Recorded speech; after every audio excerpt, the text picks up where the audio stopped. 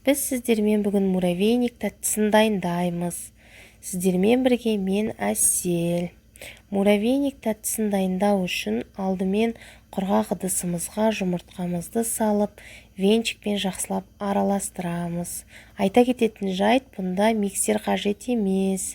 Одан соң қантымызды салып, тағы да араластырамыз. Осы массаға енді ерітілген сары майымызды құйып, тағы да араластырып аламыз да, ең соңғы ұнымызды қосып, қамыр илейміз.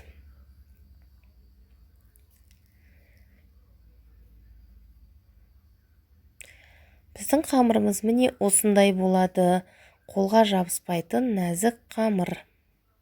Енді осы қамырымызды 10 минутқа қалдыра тұрамыз. Бұл аралықта духовканы қосып, дайындап қоямыз. Бұдан соң қамырымызды бөліктерге бөліп, ет тартқыштан өткізіп аламыз.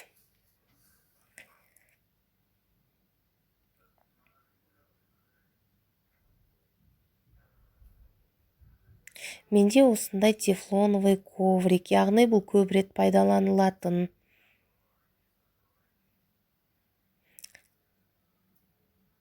Міне осылай ет тартқыштан өткізілген қамырымызды алдын ала 180 градусқа қойылған духовкаға саламыз.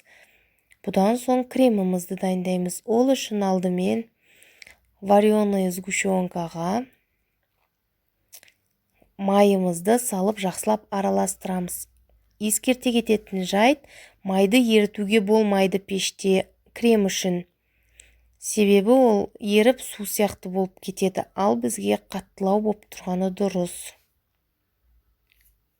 Енді осы кремімізге піскен муравейнигімізді салып жақсылап араластырамыз.